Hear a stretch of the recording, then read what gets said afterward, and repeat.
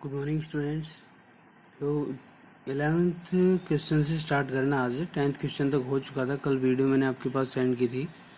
कल का जो टेस्ट था वो आई थिंक आपने सोल्व किया होगा, उसको सॉल्यूशन भी सेंड हुआ था। लेकिन कल के टेस्ट में जो फर्स्ट क्वेश्चन था जिसमें ये दे रखा था कि दो कॉम्प्लीमेंट्री एंगल्स हैं, वो अगर दोनों आपस में इक्वल है तो उनका मेजर कितना होगा। तो कॉम्प्लीमेंट एंगल का मतलब होता है कि दोनों का सम 90 होगा। और उसमें मैंने आंसर में आपको राइट एंगल दे दिया, बाकी वहाँ पे राइट एंगल नहीं आएगा, एक्यूट एंगल आएगा, क्योंकि कॉम्प्लीमेंट दोनों का सम ही 90 होता है, राइट एंगल होता है। तो एक एंगल राइट एंगल कैसे हो सकता है? ठीक है, तो उसमें एक्यूट एंगल आएगा फर्स्ट पार्ट में। और कल जो जूम क्लास हुई थी इसमें अटेंड भी नहीं हुई, बहुत कम अटेंडेंस थी। तो ये आपसे रिक्वेस्ट है कि जब भी आप वीडियो देखो तो साथ के साथ जूम क्लास भी अटेंड किया करो। इसमें कल पूरा टेस्ट सोल्व करवाया था, एक एक क्वेश्चन। और ज़्यादा से ज़्यादा वीडियोस देखो, टाइम को वेस्ट ना करके अपनी पढ़ाई पे ध्यान दो। आप क्वेश्चन नंबर 11 देखो। In the given figure by A B C D is a pentagon, a plane through B parallel to A C meet D C produce at F. तो शो दैट, भाई ये डायग्राम है हमारे पास, ये एक pentagon है, ठीक है ना। कहता है कि ए लाइन थ्रो बी, एक बी से एक लाइन पैरेलल ड्रॉ की जाती है, किसके? एसी के पैरेलल ड्रॉ की जाती है, जो एफ पॉइंट पे मेट करती है। तो शो करो कि area of A C B is equal to area of A C F.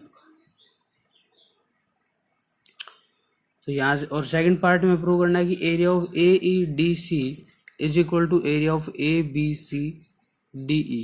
A E D F है वो इक्वल होगा area of A B C D E. तो फर्स्ट पार्ट में देखो, फर्स्ट पार्ट में हम क्या किया, मैंने कौन से ट्राइंगल को? ए सी बी और ए सी एफ ये करना है। तो यहाँ पे ए सी एक बेस हो गया, ठीक है ना। एस सी इसका सेम बेस हो गया और सेम पैरेलल साइड्स के बीच में लाई कर रही दोनों ट्राइंगल, तो दोनों के एरिया आपस में क्या होगा? इक्वल। बस यही लिखना है कि इसके अंदर कि एस सी पैरेलल है बी एफ के, और ए सी एफ और A C B have same base, A C lies between the same parallel sides. तो A C and B, same parallel side A C and B F आएगा। Thus area of A C D is equal to area of A C F. Part first हो गया। अब adding both side, दोनों side हम क्या add कर दें भाई? ये ट्राइंगल होगी इस साइड की, इसमें ये जो पार्ट बच रहा है ना ए ई डी सी, ये दोनों ट्राइंगल के अंदर ऐड कर दो। Adding both side area of A E D C in equation first, ये ऐड करेंगे ना तो देखो यहाँ से जो ए बी सी ट्राइंगल थी, भाई नीचे वाले पार्ट को छोड़ दो। ए बी सी ट्राइंगल में अगर ए ई डी सी ऐड करोगे तो कंप्लीट पेंटागन हो जाएगा, ए बी सी डी ई। ऐसा ही साइड अगर ये ट्राइंगल छोड़ दोगे तो ये क्या हो जाएगा? ए ई डी एफ हो जाएगा। तो जब इसको दोनों साइड ऐड करोगे तो आप कह सकते हो कि area of A E D F is equal to area of A B C D F, A B C D E आएगा, ठीक है। लास्ट वाले हैं तो हम क्या कह सकते हैं कि ये दोनों एरिया आपस में इक्वल होंगे। Next question number 12। Question number 12 मैंने नहीं करवाया अभी, उसकी स्टेटमेंट है वो आप देख लीजिएगा, ठीक है। उसमें कोई ज़्यादा नहीं है, वो लास्ट में समझा दूंगा आपको, वो उसमें कुछ ऐसा करने का नहीं है। क्वेश्चन नंबर 13 देखो, A B C D is a trapezium. A B C D एक ट्रेपिजम है with A B parallel to D C, जिसमें ए बी है वो पैरेलल किसके? डी सी के। A line parallel to A C intersect A B at X. कोई line है जो ए सी के पैरेलल है, वो ए बी को एक्स पॉइंट पे कट करती है और बी सी को वाई पॉइंट पे कट करती है। Prove that area of A D X is equal to area of A C Y. तो ए डी एक्स ट्राइंगल का ए डी एक्स ट्राइंगल का एरिया ए सी वाई के equal prove करना है। तो सबसे पहले देख हम लाइन लेंगे कौन सी कि एक्स वाई पैरेलल है ए सी के। एक्स वाई लाइन किसका पैरेलल है? ए सी के। In triangle A C X and in triangle A C Y, in triangle A C X and in triangle A C Y, भाई इन दोनों triangles का same base है A सी और same parallel sides के बीच में लाई करते हैं, तो दोनों का एरिया आपस में इक्वल होगा, है ना। If two triangle have the same base and lies between the same parallel sides then their area are equal. इन दोनों का एरिया इक्वल होगा। फिर कौन कौन सी लाइन लो? ए बी पैरेलल होगी किसके? डी सी के, और ए एक्स है वो सेम बेस हो जाएगा कौन सी ट्राइंगल का? ए डी एक्स और ए सी एक्स। तो आगे यही है In triangle ADX and ACX have same base AX and lies between the same parallel side AB parallel to DC. तो एरिया ऑफ ADX अब इक्वल हो गया एरिया ऑफ ACX. अब from equation first and second, तो first और second में क्या है, यहाँ पे तो ADX है, ACX है वो ACY के इक्वल है, और यहाँ पे ADX है वो ACY के इक्वल है. तो ACY के इक्वल तो दोनों ही हैं, सॉरी यहाँ पे है ACX के, ADX है वो ACX के इक्वल है और ACY है वो ACX के इक्वल है. So from equation first and two area of triangle ADX is equal to area of triangle ACY. Okay. Question number 14 कहता है कि इन फिगर जो हमारे पास डायग्राम दे रखा है उसमें AP पैरेलल है PQ के और पैरेलल है CR के. AP पैरेलल है BQ के और पैरेलल है CR के. Prove that area of triangle AQC equal होगा एरिया ऑफ ट्राइंगल PBR के. तो हमें गिवन है भी AP पैरेलल है BQ के और BQ पैरेलल है CR के. तो पहले यही ले लेते हैं कि AP पैरेलल है BQ के, AP है वो किसके पैरेलल है BQ के. ये लाइन इसके पैरेलल है तो BQ इसका सेम बेस हो जाएगा और सेम पैरेलल साइड के बीच में लाई करेगा, तो दोनों ट्राइंगल्स का एरिया क्या होगा इक्वल. तो ABQ और PBQ है same base BQ and lies between the same parallel sides. तो area of triangle ABQ equal होगा किसके PBQ के. अब नीचे वाले लाइन ले लो, BQ पैरेलल है किसके CR के, BQ पैरेलल है CR के. तो triangle BQC and triangle BQR है same base and lies between the same parallel side BQ parallel to CR. Same base और सेम पैरेलल साइड्स के बीच में लाई करते हैं तो इन दोनों ट्राइंगल्स का भी एरिया इक्वल होगा. बेस का बेस सेम BQ हो गया और पैरेलल साइड ये दोनों होगी, तो BQC और यहाँ से क्या आएगा BQR, दोनों का एरिया आपस में इक्वल होगा. From equation first and second या adding equation first and second, दोनों इक्वेशंस को ऐड करेंगे तो क्या आएगा ABQ प्लस में BQC, ABQ प्लस में BQC और PBQ प्लस में BQR. तो देखो PBQ प्लस में BQR ये दोनों को ऐड करोगे तो कंप्लीट आ जाएगा PBR, और यहाँ से इन दोनों को ऐड करेंगे तो कंप्लीट आएगा AQC. तो हम यहाँ से क्या कह सकते हैं, area of triangle AQC is equal to area of triangle PBR. बिल्कुल सिंपल क्वेश्चंस हैं. सभी क्वेश्चंस के अंदर सिर्फ एक कॉन्सेप्ट यूज हो रहा है और वो ये है कि सेम पैरेलल साइड्स के बीच में लाई कर रहे हैं, बेस सेम होगा तो एरिया भी आपस में क्या होगा इक्वल. क्वेश्चन नंबर 15 कहता है कि diagonal AC and BD of a quadrilateral ABCD intersect in such a way that area of AOD is equal to area of BOC. Prove that ABCD is a trapezium.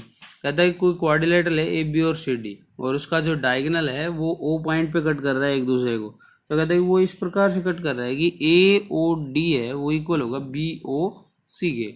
अब देखो ये trapezium हमें prove करना है, तो quadrilateral हो गया ABCD जिसमें हमें गिवन है कि AOD है वो BOC के इक्वल है. अगर भाई मैं ये एरिया ये दोनों में ऐड कर दूं, कौन सा ये एरिया DOC वाला, ये अगर इस ट्रायंगल के अंदर ऐड होगा तो ये कंप्लीट ट्रायंगल ADC आ जाएगी, और अगर इसके अंदर ऐड होगा तो कंप्लीट ट्रायंगल DBC आ जाएगी. तो बेस सेम हो जाएगा, सेम पैरेलल साइड्स के बेस सेम होगा और एरिया इक्वल होगा. इट मीन्स हम कह सकते हैं कि वो सेम पैरेलल साइड्स के बीच में लाई करेंगे. तो given that area of triangle AOB is equal to area of BOC, adding both side area of DOC in equation first. So area of AOD plus area of DOC is equal to area of DOC plus में area of BOC plus DOC. तो complete आ जाएगा area of ADC is equal to area of DBC. Equation number second. So from equation second equation से हम क्या कह सकते हैं कि ट्राइंगल ABC और DBC है उनका सेम बेस DC है और एरिया भी इक्वल है, तो वो सेम पैरेलल साइड्स के बीच में लाई करेंगे AB parallel to DC. और if one pair of opposite side are parallel then it is a trapezium. तो इसमें one pair opposite side का पैरेलल हो गया. ठीक है. अगला क्वेश्चन है उसमें कहता है कि एरिया ऑफ DRC इक्वल होगा area of DBC and area of BDP is equal to area of ARC. तो कहता है show that both the quadrilateral A B C D and D C P Q R are trapezium. Trapezium prove करना है मतलब opposite side parallel prove करनी है।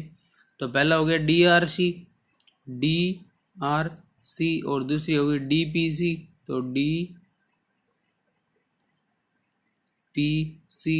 इन दोनों triangles का एरिया में आपस में इक्वल गिवन है। अब वही जो पीछे गया था, if in triangle D R C and D P C have same base and areas are equal so lies between the same parallel side. तो डी सी पैरेलल होगा किसके, पी आर के। अब देखो ये लाइन अगर डी सी पी आर के parallel है तो ये एक ट्रेपेजियम हो गया, वन पेयर अपोजिट साइड का पैरेलल हो गया। सेकंड पार्ट कहता है कि A R C area equal है बी डी पी के। ए आर सी देखो कहाँ है इसमें, ए आर सी और बी डी पी, ये दोनों एरिया इक्वल हैं। तो अभी इन दोनों को तो हमने इक्वल प्रूव किया है ना, तो इन दोनों को यहाँ से हटा दो भाई, माइनस कर दो, माइनस करोगे तो ऊपर वाला बच जाएगा, ए डी सी इक्वल बच जाएगा किसके, बी डी सी के। फिर वही बेस सेम एरिया इक्वल तो लाइन पैरेलल। तो यहाँ पे क्या होगा कि ए आर सी में से डी आर सी माइनस कर दो और बी डी पी में से डी पी सी माइनस कर दो, बचेगा क्या, area of A D C is equal to area of B D C. Equation number third. तो from equation third A D C and B D C have same base, D C and lies same area, same area उनका same होगा तो हम कह सकते हैं कि वो सेम पैरेलल साइड्स के बीच में लाई करेगी। So A B C D J trapezium और डी सी पी आर वो भी क्या होगा, एक ट्रेपेजियम होगा। ठीक है। क्वेश्चन नंबर 12 के अंदर क्या दे रखा है, क्वेश्चन नंबर 12 जो मैंने करवाया नहीं, आपको खुद करना है, मैं सब समझा रहा हूँ। उसमें क्या है देखो, क्वेश्चन नंबर 12 में कहता है कि एक कोई भी एक फार्मर है, ठीक है, जिसका नाम है इतवारी, ऐसे मान लो कुछ भी, ये भाई उसका खेत हो गया। अब कहता है कि गवर्नमेंट को या पंचायत को उसके खेत के अंदर एक हेल्थ केयर सेंटर बनाना है ना। तो वो कहते हैं उनको एक प्रपोजल देते हैं कि भाई जितनी ज़मीन तेरी यहाँ पे जाएगी ना उतनी हम तेरे को और दे देंगे, जितनी ज़मीन में उसका हेल्थ केयर सेंटर बनेगा उतनी ज़मीन और दूसरी जगह पे दे देंगे। तो वो उस चीज़ प्रपोजल पे कब राजी होता है कि भाई जितनी ज़मीन मेरी जा रही है ना वो मुझे मेरी के साथ ही चाहिए, दूर नहीं। मतलब एडजेसेंट का मतलब होता है कि भाई इसी के साथ लगी हुई होनी चाहिए। तो यहाँ से हम एक कंस्ट्रक्शन करते हैं,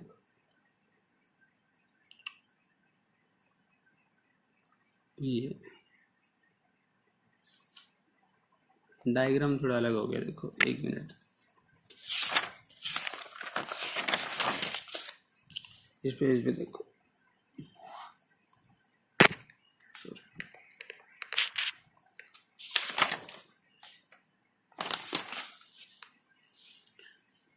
भाई ये कोऑर्डिनेटर हो गया आपका, ऐसे करके ये कोऑर्डिनेटर आ गया, ठीक है।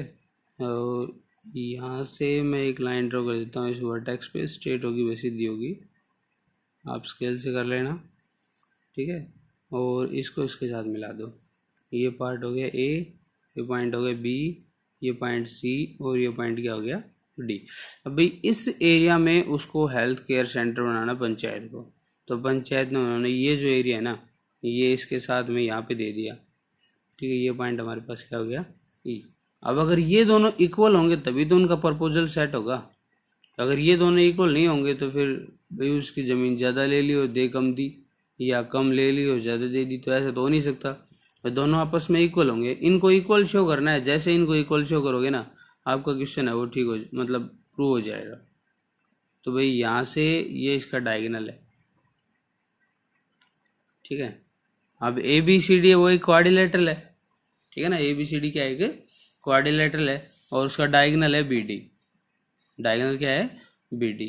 तो हम यहाँ से कंस्ट्रक्शन क्या लेंगे कि बी डी ई को आगे एक्सटेंड किया। कंस्ट्रक्शन आपको लिखनी है कि extend line D C to point E and draw a line A E, draw a line A E parallel to D B. हमें ये कंस्ट्रक्शन में लिखना है भाई कि डी सी को आगे प्रोड्यूस करेंगे और जो बी डी लाइन है वो ए ई की क्या होगी, पैरेलल होगी, ठीक है।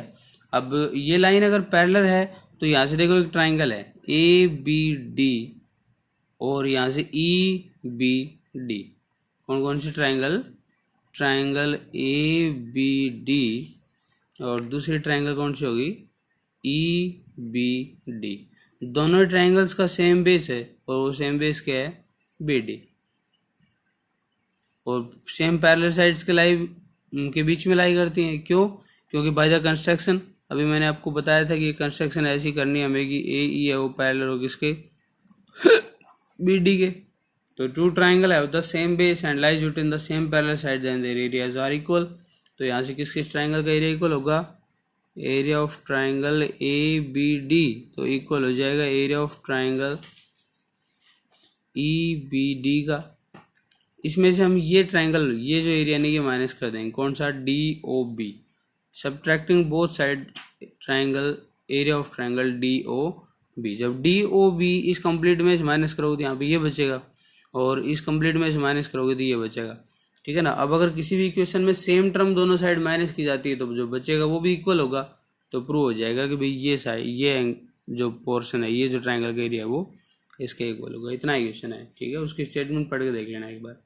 तो यहाँ से आपके 9th चैप्टर है, 9.3 एक्सरसाइज तक कंप्लीट हो चुकी है। 9.4 है वो ऑप्शनल है, वो बाद में करवाएंगे। सो आपका 9th चैप्टर है वो कंप्लीट हो गया है। अच्छे से तैयारी करें और नेक्स्ट टेस्ट की तैयारी अच्छे से रखें भाई। चैप्टर 7 का टेस्ट होगा अब की बार। ठीक है, ओके, ऑल द बेस्ट।